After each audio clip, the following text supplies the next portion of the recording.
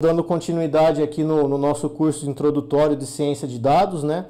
Essa é a que eu chamo de aula 1, né? A aula que a gente fez a primeira aula nossa, que eu chamei de aula 0, foi mais para a gente se conhecer e ter aquela ideia inicial de qual que é a expertise de cada um ali, para eu saber aonde eu posso apertar, onde eu não posso apertar em relação ao nosso curso.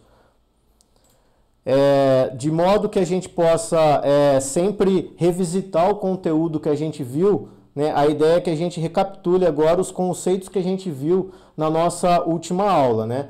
Então, basicamente, a gente viu na última aula o que é a ciência de dados especificamente, qual que é a diferença entre dado, informação e conhecimento, a gente entendeu qual que é o ciclo de vida do dado, quais são os problemas que através da ciência de dados a gente tem capacidade de resolver e quais habilidades são necessárias para um cientista de dados, tá? No final da aula eu deixei como atividade que vocês fizessem o cadastro em algumas plataformas, tá?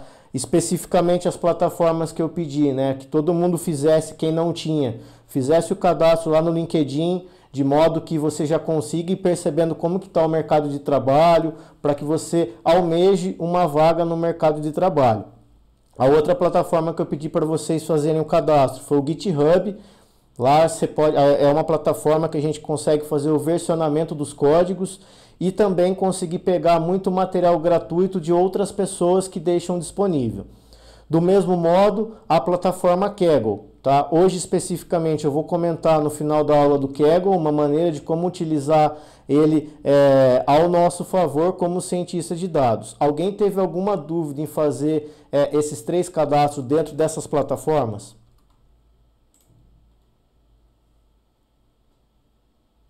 Por enquanto não. Você poderia fornecer o seu GitHub? Sim, depois eu coloco ele lá no grupo, o meu GitHub, aí todo mundo pode pegar também lá. Lá eu vou estar sempre deixando os códigos da aula e os slides que eu também utilizo aqui na aula. Ok, referente a esse GitHub, a gente vai produzir um projeto na aula que vai desenvolver e vai ter o projeto lá? Se der tempo, a gente vai sim. A ideia é que no final do curso, todo mundo, como eu comentei na primeira aula, né, cada um vai escolher um problema de negócio que queira resolver. E no final do curso, a gente pode utilizar o Git também como exemplo. Eu posso pegar uma aula ali ou 2 para mostrar para vocês como que dá para usar o Git para fazer o controle do versionamento. Ok. Então, basicamente, o roteiro da nossa aula de hoje aqui, ele vai passar especificamente, eu vou comentar para vocês qual é o objetivo principal dessa aula. A gente vai passar por Big Data e o pensamento analítico, etapas de um projeto de ciência de dados e quais são os ambientes de trabalho, para que na próxima aula todo mundo seja capaz da gente poder entrar e começar especificamente dentro da linguagem Python, que é o que a gente vai utilizar no curso, tá? Eu gosto muito de usar essa abordagem aqui de mostrar o roteiro já logo no início da aula, para que todo mundo consiga acompanhar o desenvolvimento da aula, ou seja, vocês sabem como que vocês vão entrar na aula e quando que está chegando próximo do término da aula, uma vez que a gente vai seguir esse roteiro aqui, tá? Então, basicamente, os objetivos da aula vão ser descrever o que é o Big Data, para aqueles que ainda não fizeram uma pesquisa, não verificaram nenhum tipo de notícia, que é aqueles que não sabem nada sobre o tema. Introduzir o que é o pensamento analítico. Todos nós sabemos o que é o pensamento analítico, mas pode ser que a definição dele você não saiba. Entre outras palavras, você usa ele no seu dia a dia, mas pode ser que você não saiba que aquilo é o pensamento analítico. Definir as etapas de um projeto de Data Science, de ciência de dados, e demonstrar os possíveis ambientes de trabalho. Então, esses são os objetivos da aula de hoje. Basicamente, então, a gente vai começar aqui especificamente com um infográfico que a empresa Domo, normalmente, ela disponibiliza. E esse infográfico aqui, ele está mostrando o quê? Ele está mostrando a evolução de quantos são os habitantes em bilhões de pessoas que utilizam a internet. Então aqui está mostrando que 59% dos habitantes do planeta acessam a internet. Isso dados do ano de 2020. Aqui a gente consegue perceber a evolução dos usuários da internet. Tá? Esse infográfico, na verdade, eles intitulam como Os Dados Nunca Dormem, né? Vocês vão entender o porquê, ok? Então eu tenho toda essa população que ela está utilizando a internet. Só que o que essa população ela faz na internet? Tá?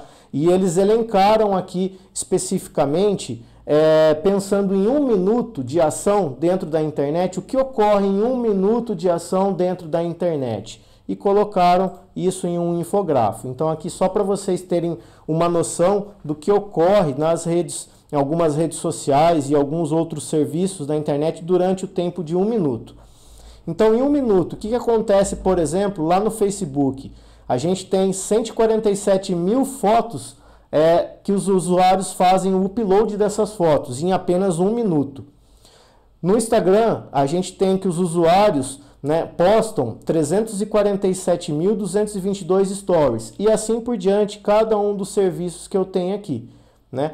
A pergunta basicamente que eu faço para vocês agora é a seguinte: o que todos esses dados aqui, o que pode acontecer com o acúmulo desses dados? A pergunta que eu deixo no ar aqui basicamente é essa: o que pode acontecer com o acúmulo desses dados em 1 minuto? Lembrando que eu estou falando aqui dos dados em 1 minuto dessas empresas específicas. O que a gente não pode esquecer também, por exemplo, quando você vai numa quitanda, por exemplo, se for uma quitanda que tem um sistema de controle de estoque, que emite a nota fiscal especificamente, aquilo também é um dado que está sendo produzido e que não está aqui, porque aqui a pesquisa, basicamente, ela focou nos serviços que a maior parte da população conhece e utiliza, tá? O que isso pode gerar, esse acúmulo de dados, né? Então a pergunta é: qual é o problema que esses dados podem nos trazer, né? É isso que eu pergunto para vocês. Alguém gostaria de arriscar? Pane no sistema? Muito genérico, tenta melhorar. Tá, um colapso no sistema, ele para todos os sistemas e ficam travados. Mas você já viu esses sistemas, eles pararam? Né? Que a gente já faz mais de 1 minuto que a gente está aqui, todos aqueles dados foram produzidos a cada minuto, o nosso sistema não parou. Sim, mas o Facebook já aconteceu de dar pane no sistema e parar e a pessoa não ter acesso. Tá, e basicamente essa pane é por quê? É porque a gente vai entrar numa temática hoje que quem é esperto, e todos vocês são espertos, já entenderam lá no roteiro e sabem talvez qual seja o próximo slide. Estava lá no roteiro um detalhe principal, né? Que é o que a gente chama de Big Data. Tá? Então o que vai acontecer? Todos esses dados que são produzidos diariamente, eles vão gerar o que a gente chama de sobrecarga de informação. Então, por vezes, eu já passei por isso, talvez vocês também já tenham passado por isso, que é o seguinte: a gente fica com aquela ansiedade de que, nossa, será que eu li todas as notícias que eu deveria ter lido no dia de hoje? Será que eu vi tudo que eu podia ter visto no dia de hoje, que foi colocado na internet, ou mesmo nos jornais, etc? Por quê? Porque a gente vive constantemente numa sobrecarga de informação. E a todo momento a gente se sente que está ultrapassado em relação a um novo dado que foi inserido na rede, uma nova informação que foi gerada e possivelmente um novo conhecimento. E esse fenômeno, então, quem trata desse fenômeno, dessa grandiosidade de informação que tem na rede, é o que a gente chama de Big Data, tá? Mas o que é o Big Data especificamente, né? Que é o que a gente tem nesse slide aqui especificamente, né? O que significa o Big Data? Então, o Big Data ele se refere a dados estruturados e dados não estruturados que são produzidos ao longo do tempo. Tá? E todas as técnicas que estão por trás da análise e utilização em prol de um pensamento analítico sobre esses dados que foram produzidos. Então, o Big Data ele pega desde a produção do dado, tá, até o tratamento e geração de informação e conhecimento a partir dele. Então, é toda essa área. Tá? Então, para a gente continuar, só um minuto aqui que eu... Tem um participante pedindo para entrar.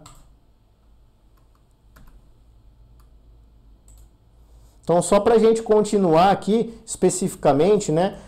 Os livros, basicamente a literatura em geral, ela coloca algumas alguns itens que são chamados de pilares do Big Data, né? E eu vou elencar aqui para vocês os 4 pilares específicos do Big Data, tá? Então, o primeiro pilar é o volume, refere-se ao tamanho dos dados.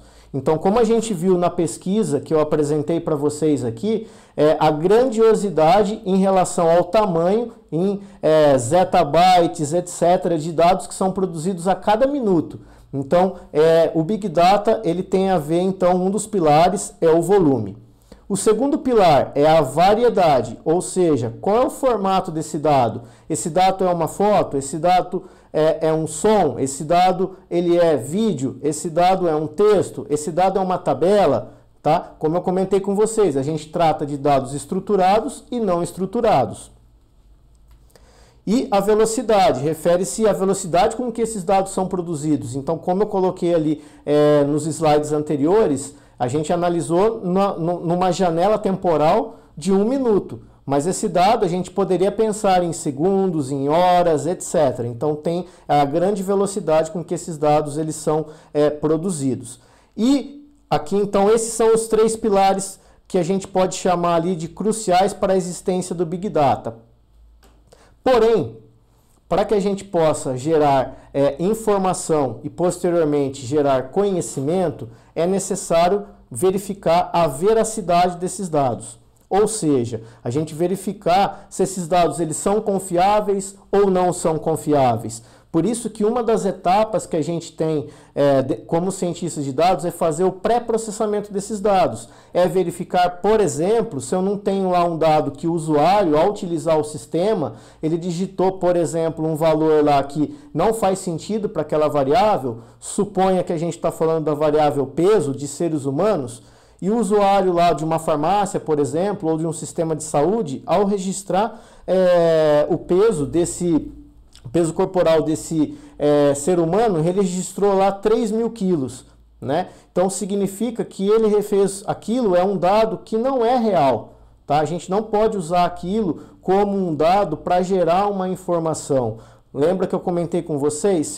Se entra lixo, vai sair uma conclusão que também é o lixo. Então a gente vai ter que verificar e sempre analisar a veracidade desse dado, e existem técnicas para a gente ver a veracidade desses dados, ok? E que a gente vai ver ao longo das aulas. Até aqui tudo bem? Alguma restrição? Querem perguntar alguma coisa?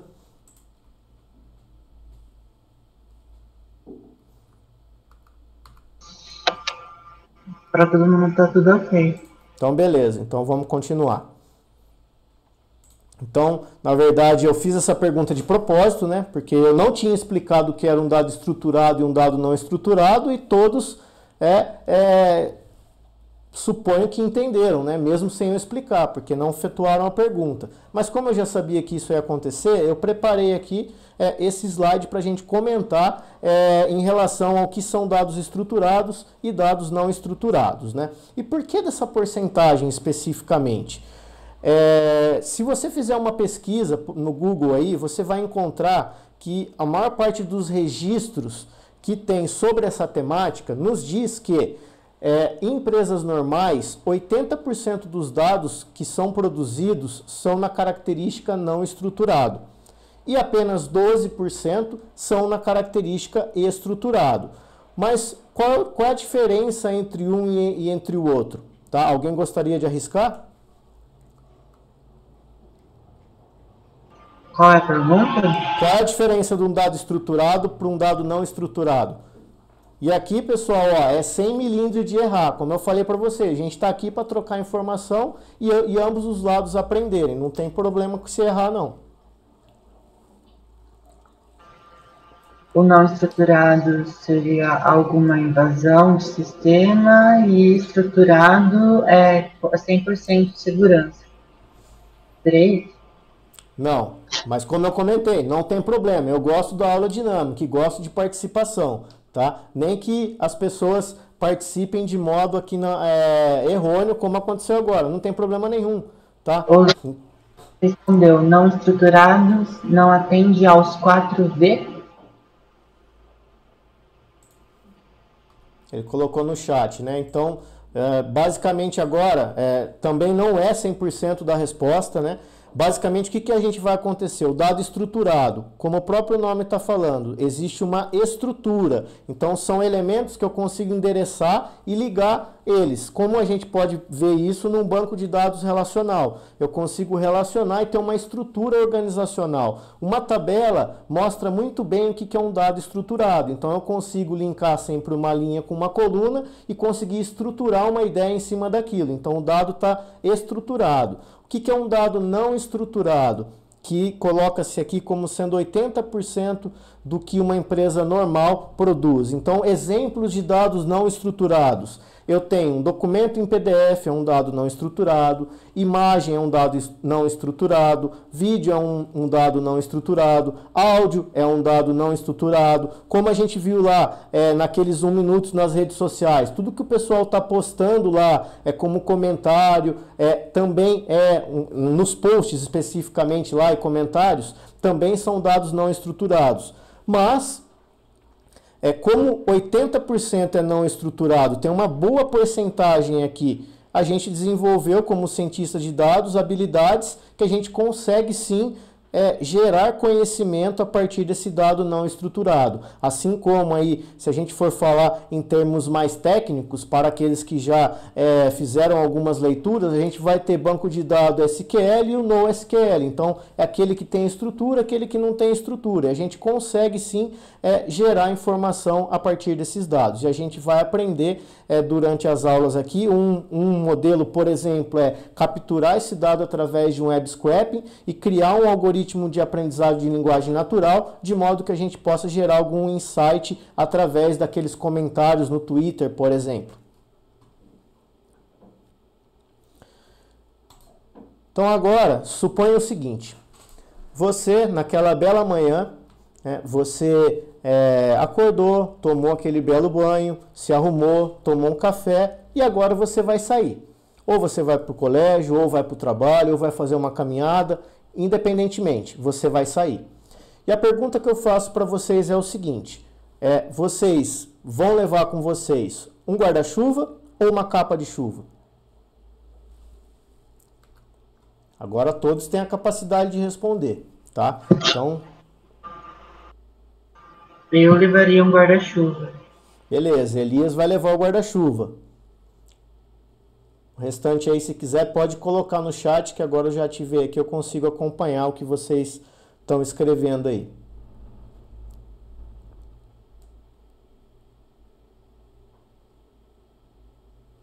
Suponho então que os demais talvez estejam exatamente o que o Leopoldo colocou ali, ó. Era o que eu precisava, tá? Para a gente dar continuidade aqui na nossa aula. Ele fez o que eu esperava que alguém fizesse, ele falou assim, depende.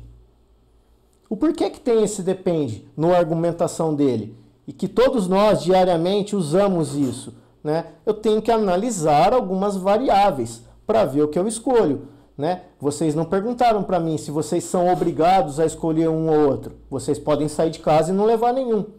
Vocês não me perguntaram se era obrigado a escolher um ou outro. Ok? Outro detalhe principal, né? Vocês não me perguntaram se está chovendo. Vocês não me perguntaram qual é a previsão de chuva caso não esteja chovendo. Tá? Olha, mas dá para usar o guarda-chuva para um guarda-sol.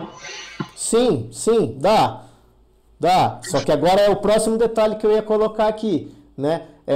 Qual é o meio de transporte que você vai utilizar? Você vai a pé? Você vai de carro, vai de bicicleta, vai de transporte público, qual é o meio? Então, o que significa aqui, ó? Antes de responder tudo isso daqui, você tem que dar uma pausa, analisar algumas variáveis, que foi o que a gente acabou de discutir aqui, a partir do comentário do colega ali que colocou o depende, e a partir desta análise de variáveis, numa simples situação cotidiana, a gente tem que chegar numa conclusão. O que a gente acabou de fazer aqui? É o pensamento analítico, ok? Então é pegar um problema geral, reparti-lo em pequenos problemas e resolver cada pequeno problema em prol da solução toda, né? Então qual era a solução toda? Se eu vou levar algum daqueles itens ou nenhum. E aí eu reparti em pequenos problemas. Qual é a temperatura? Qual é o clima? eu vou de que jeito? Eu vou a pé, vou de bicicleta, vou de carro, etc. Então eu reparti isso, juntei todos esses dados, gerei uma informação, gerei um conhecimento e tomei uma decisão, tá? E de propósito aqui, o que eu coloquei aqui nessa imagem? Quando a gente fala de pensamento analítico, por vezes, a gente pensa que é algo complexo, que precisa ter tabela, precisa ter gráfico, precisa ser muito rebuscado. Mas na verdade não. O pensamento analítico, ele é inerente à ação humana, de modo que a gente tome as melhores soluções possíveis no dia a dia, como essa solução que a gente acabou de discutir aqui. Então, recapitulando a trajetória da nossa aula, a gente entendeu como é a produção dos dados, o que é o fenômeno do Big Data e o que é o pensamento analítico, ok? Dando sequência no nosso roteiro de aula, a gente vai chegar aqui na parte que eu gosto muito de falar dessa parte logo no início do curso. Por que no início do curso? A ideia é que a gente passe por todas essas etapas. Quando eu conseguir passar por todas essas etapas, é que vocês estão capacitados a fazer o primeiro projeto. Então vocês vão conseguir acompanhar o aprendizado de vocês sabendo em cada etapa que vocês estão, tá? Então, Data Science, a gente vai ter essas etapas. Lembrando, ciência de dados tem que ter o dado e tem ciência. Se tem ciência, tem metodologia. E a gente vai entender o que é esse workflow aqui e como que funciona essa sequência aqui, que pode ser, vocês vão entender no próximo slide também, ela não é linear especificamente, tá? Então, primeiro passo, problema de negócio. O que significa o problema de negócio? Se todos se recordam na nossa última aula, quando eu defini ciência de dados, ela estava na intersecção de 3 grandes áreas. Uma área especificamente é a área que entende muito bem o negócio. Por que essa área a gente tem que ter essa habilidade? Suponha, por exemplo, que a gente está resolvendo um problema dentro da área da saúde, tá? Eu não sei se vocês têm habilidades na área da saúde, se tem alguém que é enfermeiro, alguém que é farmacêutico, né? Eu não sou. Então, como que eu vou conseguir resolver esse tipo de problema se eu não tenho o total conhecimento do problema de negócio? Então, a primeira etapa é entender o problema de negócio. Qual é o problema que eu tenho? Beleza, entendi esse problema, tá? Eu com a minha equipe especificamente que vai resolver esse problema. Entendi o problema, eu vou para a próxima etapa. O que eu vou fazer? Se é ciência de dados, para resolver aquele problema, eu vou precisar de dado. Então, eu vou verificar se eu tenho dados para resolver aquele problema que foi elencado na nossa análise inicial. Se eu não tiver dados, o que vai acontecer? Eu vou ter que descobrir uma maneira de obter esses dados, senão o projeto já acaba, uma vez que a gente está falando de ciência de dados, tá? Então é necessário ter o dado, lembre-se, ele é a matéria-prima. Então, se eu não tenho esse dado, eu vou ter que buscar esse dado. Esse dado, eu não estou falando nesse momento se ele é um dado estruturado ou um dado não estruturado, eu preciso ter esse dado. Beleza, aí agora tem um adendo que eu devo comentar com vocês. Em empresas maiores, o que acontece? As funções elas são bem definidas. O cara que cuida especificamente dessa parte de dados é chamado de engenheiro de dados, tá? Então, esse cara vai organizar todos esses dados de modo que o cientista de dados possa dar sequência no trabalho.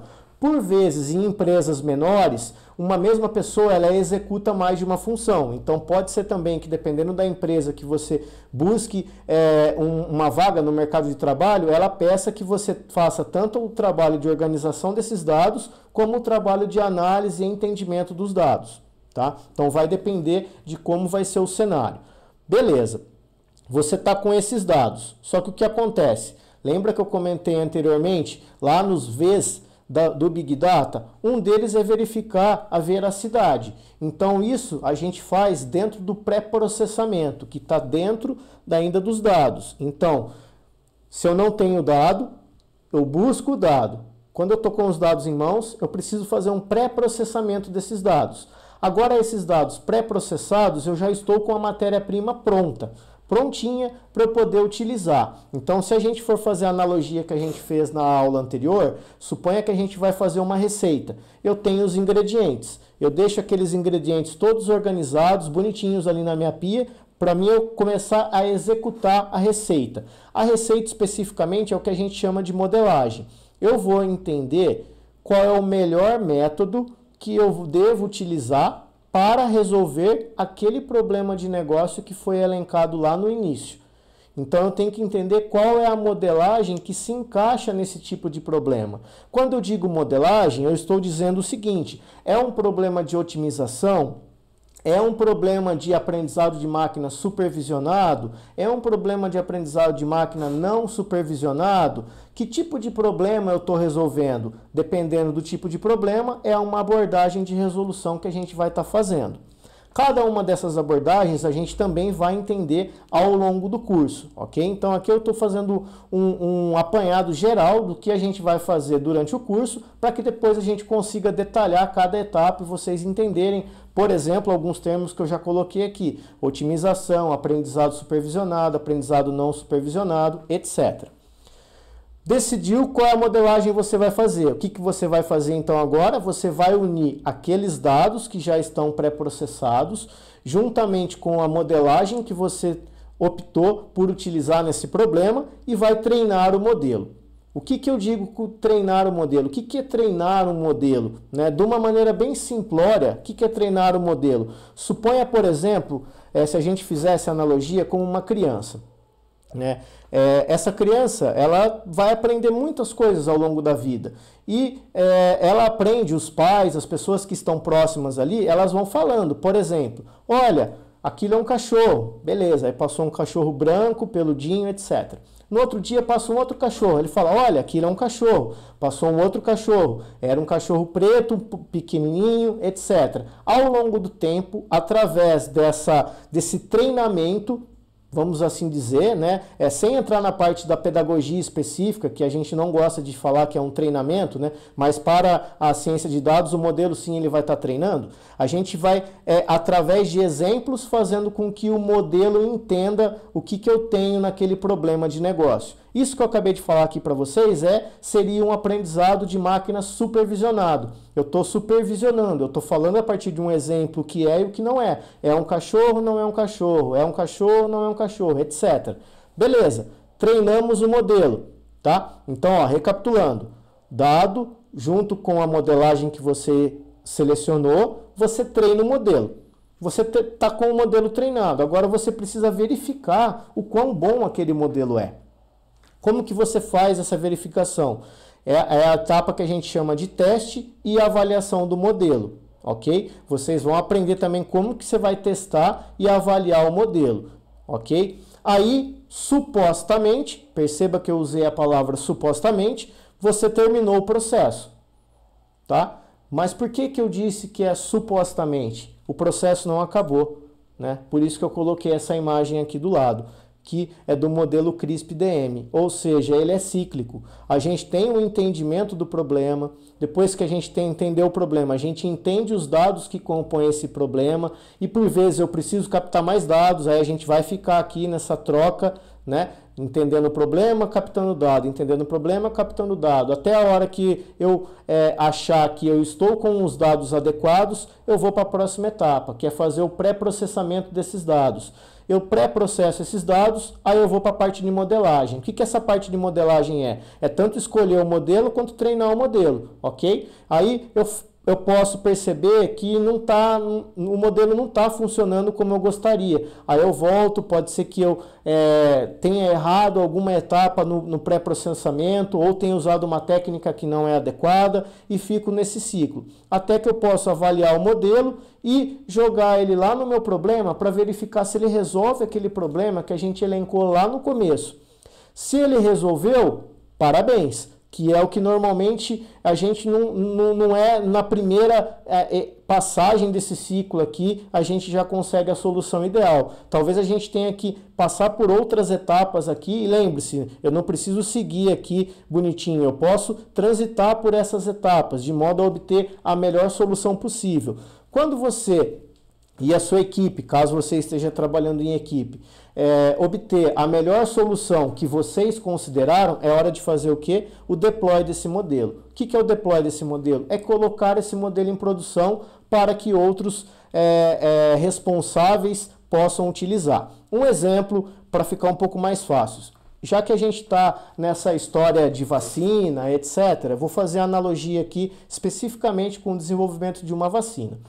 O que acontece? A gente tem um problema, tá? Eu tenho uma doença específica, eu quero gerar uma vacina, ok? Aí tem um laboratório, de modo que cientistas trabalham naquele laboratório, eles têm ferramentas, eles têm ingredientes, eles testam uma metodologia, dá errado, testam outra, dá errado, testam outra, dá certo, porém eles querem melhorar, testam outra, até que eles chegam numa que eles estão satisfeitos.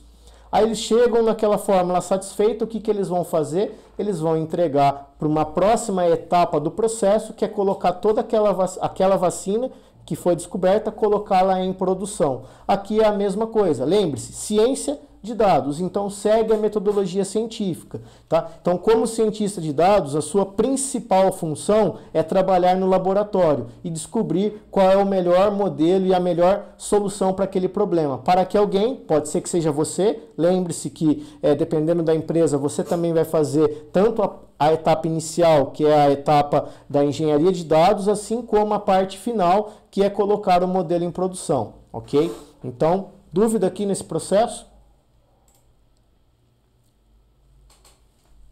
Deixa eu dar uma olhada no chat aqui, se alguém colocou. Eu não tenho nenhuma dúvida. Não, ninguém.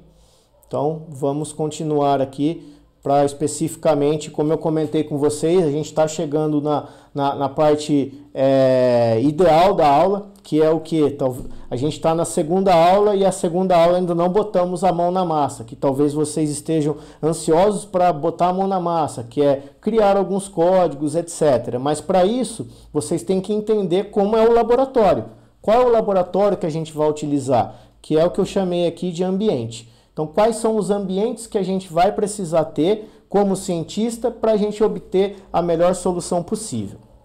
Então, aqui eu coloquei as duas principais linguagens que cientistas de dados utilizam no mercado, tá? Então, temos o Python e temos o R. Aí você me pergunta, qual das duas é melhor? Isso daqui é como se eu perguntar quem é melhor, o Corinthians ou o Palmeiras, tá? Usuários de R vão falar que o R é melhor, usuários de Python vão falar que Python é melhor. Mas qual é a minha opinião específica? A minha opinião é que também depende do problema a ser resolvido. Eu já usei as duas. Quando que eu usei o R? R eu usei no meio acadêmico, para ensinar e lecionar uma disciplina de estatística e probabilidade. No meu dia a dia de cientista de dados, eu utilizo Python, ok? E como eu utilizo Python, né, o nosso curso ele vai estar pautado na linguagem de programação Python, ok? Basicamente isso. Todo mundo aí, quem não programa ou nunca programou? Alguém nunca programou, não conhece nenhuma linguagem? Não estou falando especificamente nem Python nem R não, qualquer uma. Qual programação você está falando? MCL, Java? Então, alguma? Você já programou alguma? A gente está em programação do MCL com Java. Então, beleza. Então, você já programou. O que importa é ter programado alguma linguagem. Essa basicamente é a pergunta. Para programar, na verdade, o que é programar? Programar, a gente vai fazer o quê? A gente vai escrever, né? Então, a gente vai precisar de algum lugar para escrever esses códigos. Então, é o que eu coloquei aqui como o próximo passo. Então, a gente tem alguns ambientes que eu coloquei como editores de textos, ou também alguns deles têm o mesmo papel aí que eu coloquei como IDE, né, que é um ambiente de desenvolvimento integrado. Além de editar apenas o texto, você consegue fazer algumas outras integrações ali dentro. Então, Sublime Text é uma opção, PyCharm é outra opção e o VS Code é outra opção. Por que eu perguntei se vocês já programaram? Porque se vocês já programaram, pode ser que vocês já tenham utilizado algum desses editores de texto aqui especificamente. Do mesmo modo, alguém? VS Code a gente usa bastante. Sim, dá para colocar bastante plugin lá que facilita a vida, né? E aí, basicamente, o que acontece aqui, né? Assim como na vida, a gente tem diversas opções e a gente tem que fazer uma escolha. Aqui é a mesma coisa, né? Qual que é melhor?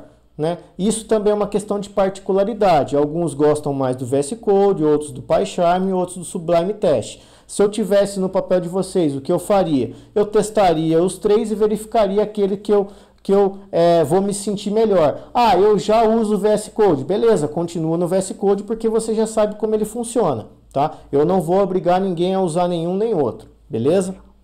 A questão da programação, o Leopold falou que ele está no começo. Tá, beleza. A gente vai...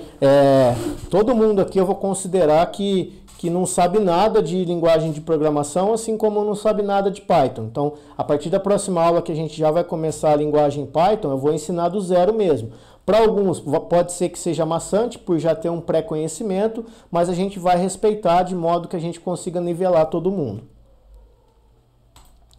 E qual que é o nosso laboratório, tá? Então, basicamente, ó, vou recapitular, vou voltar aqui no slide anterior. Esses editores de texto aqui, normalmente, tá, a gente usa em qual etapa? Normalmente, tá, as equipes utilizam quando a gente vai colocar isso em produção. Quando eu tenho que deixar um script pronto, eu vou subir esse script, por exemplo, numa máquina virtual, deixar na nuvem, deixar dentro de um servidor, para que a gente tenha uma API, essa API possa ser consultada por um serviço e gerar alguma informação, beleza?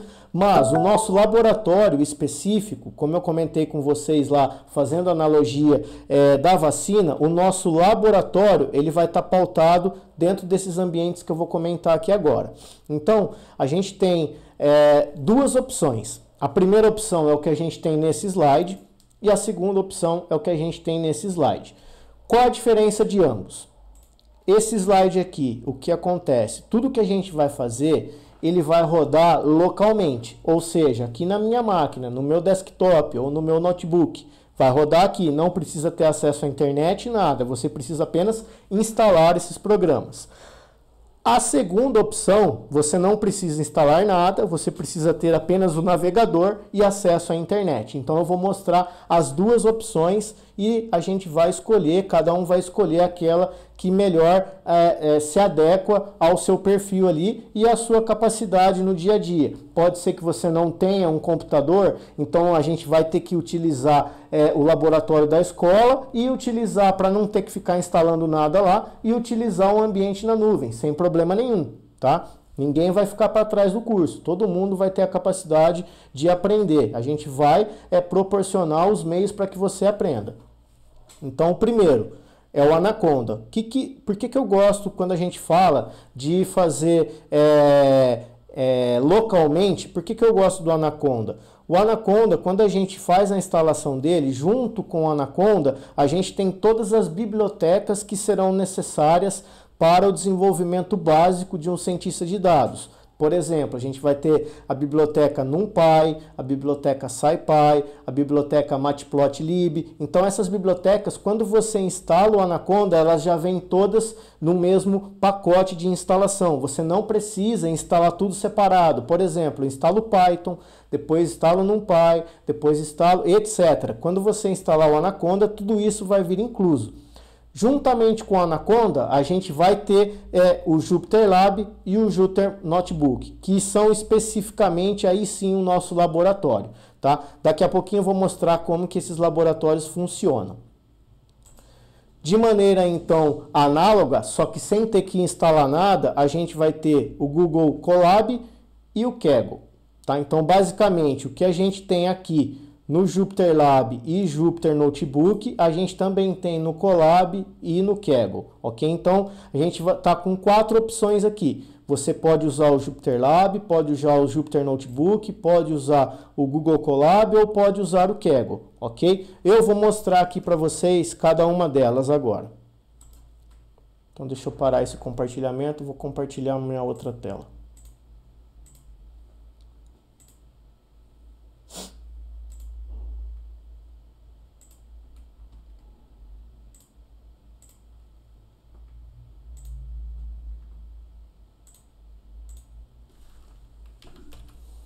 Estão vendo a tela do meu monitor?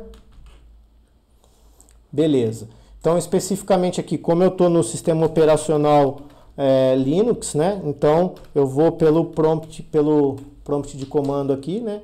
ele vai abrir o Anaconda. Só para hoje aqui, qual que é a ideia? Eu mostrar para vocês como que é o ambiente, ok? Vocês não vão, a gente não vai entrar especificamente em programação específica ainda hoje. Eu só vou mostrar como que são os ambientes e depois eu vou passar uma atividade para vocês lá no grupo de WhatsApp, de modo que a gente consiga dar continuidade. Então, basicamente, quando você instalar o Anaconda, você vai ter o Anaconda Navigator, que basicamente ele tem todas essas opções aqui. Então, a gente vai ter o Jupyter Lab e vai ter o Jupyter Notebook. E outras ferramentas que já vêm também com possibilidade de instalação. Que nem, por exemplo, já tem o VS Code, que pode ser instalado diretamente por aqui. Que nem, por exemplo, se eu fosse utilizar a linguagem R e quisesse o RStudio, eu posso só clicar aqui em Install, ele vai instalar a partir do ambiente Anaconda. Eu aqui, para exemplificar para vocês, eu vou abrir o Jupyter Lab e o Jupyter Notebook.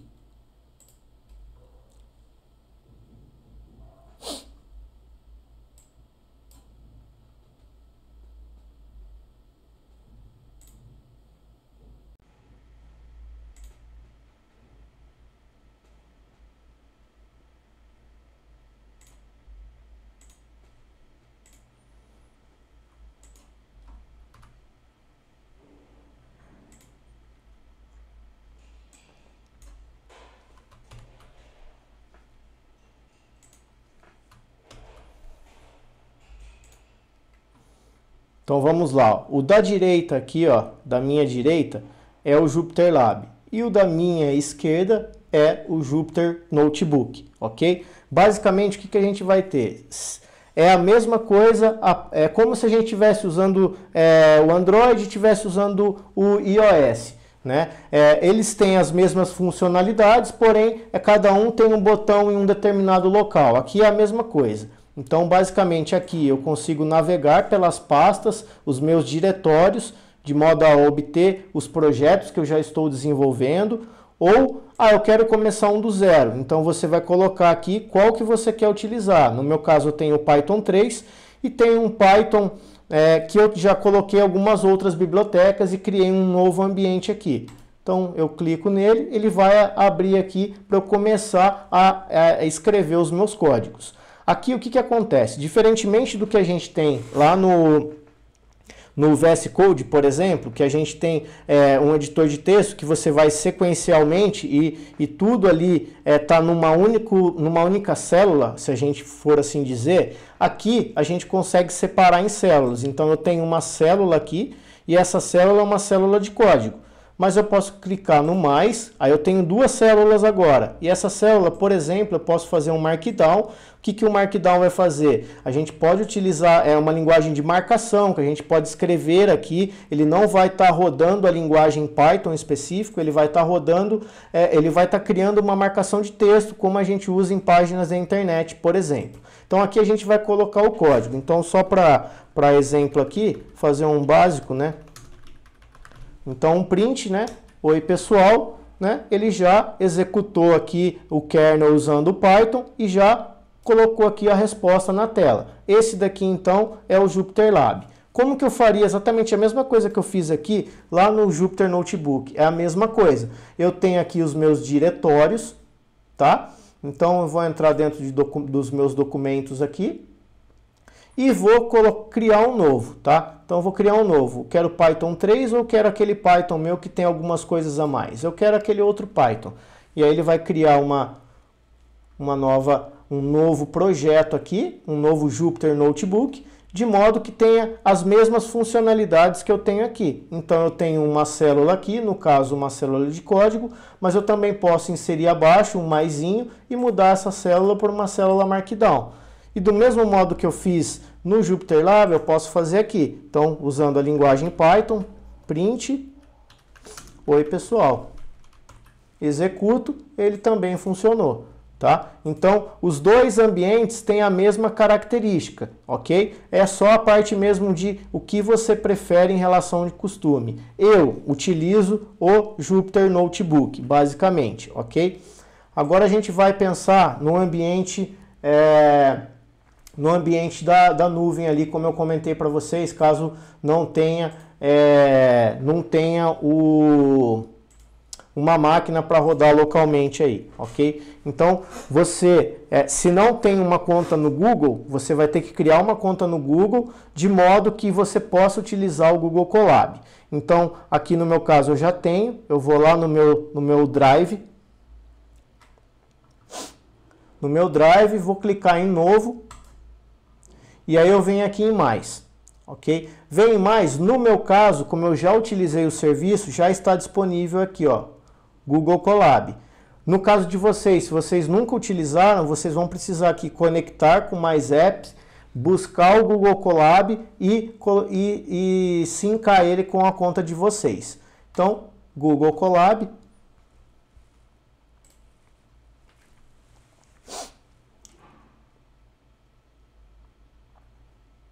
Ele abriu, então se você se recorda exatamente do que a gente viu no Jupyter Lab e no Jupyter Notebook, é a mesma estrutura. Então aqui eu tenho uma célula que é código, mas eu poderia fazer uma célula abaixo que é de texto. Fazer o mesmo exemplo que a gente fez lá, o exemplo simples. Então print, oi pessoal. Aí aqui o que vai acontecer? Como é a primeira vez que eu estou rodando, ele vai conectar o kernel, ele vai demorar um pouquinho para conectar essa célula, mas assim que ele conectar, as demais elas passam a ser mais rápidas. Então, olha lá, print, oi pessoal, ele já colocou aqui a resposta para a gente. Então, a gente viu dois ambientes locais, que é utilizando o Jupyter Lab, o Jupyter Notebook e um ambiente em nuvem agora que é o Google Colab. O outro ambiente em nuvem que eu comentei com vocês, que é o Kaggle, que eu pedi para vocês criarem uma conta lá. No Kaggle, você vai em código, né? Se eu quero criar um código, eu quero fazer um novo notebook.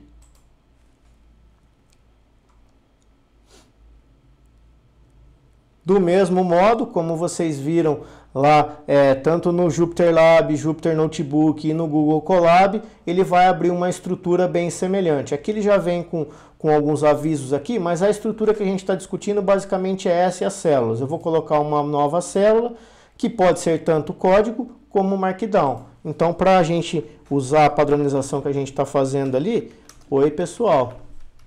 Aí, do mesmo modo, ele vai demorar um pouco para conectar, mas ao término da conexão, ele vai gerar a resposta desse print aqui, que é apenas exibir a mensagem que eu coloquei entre aspas ali, né? Ele vai exibir em tela, ok? Então, olha lá, funcionou. Oi pessoal, deu tudo certo. Então, basicamente, o que a gente tem como opções são essas as opções que a gente tem, basicamente, para a gente poder usar como laboratório, né?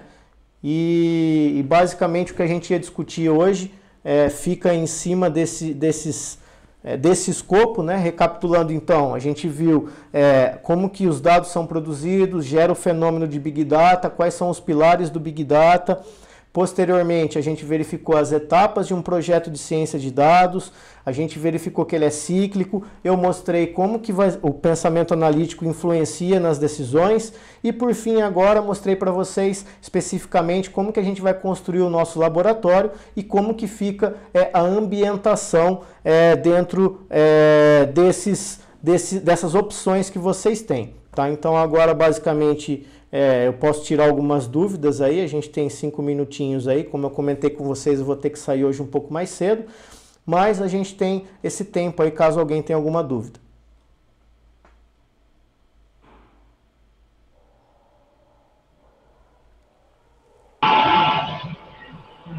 Eu não tenho nenhuma dúvida, mas tipo, o Visual Code ele pode usar como ferramenta para criar o projeto?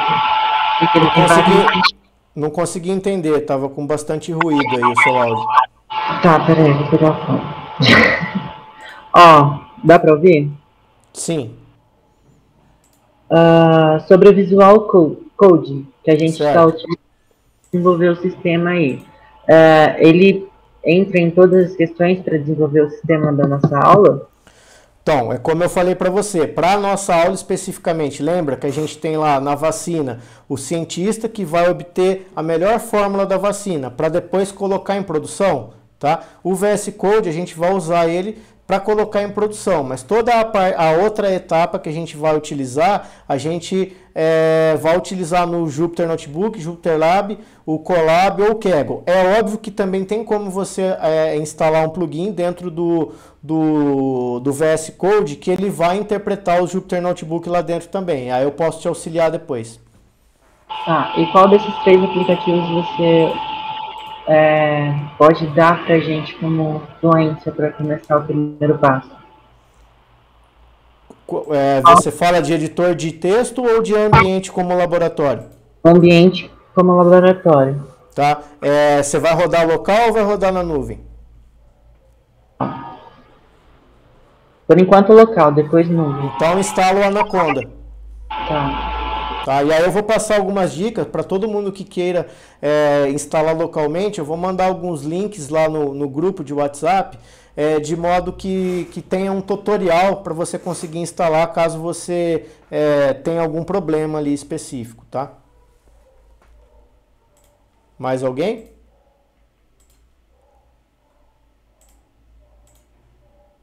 Acho que por enquanto é só, para quem no chat. Não? Então, beleza, pessoal. Então, agradeço aí pela participação de vocês, né? Vou mandar algumas atividades lá no grupo de WhatsApp. Espero que todos vocês executem para que na semana que vem a gente já possa colocar a mão na massa, ok? E se você tiver alguma dificuldade, pergunte lá no grupo para que a gente possa todo mundo caminhar junto, ok? Então, um excelente final de semana para todo mundo aí.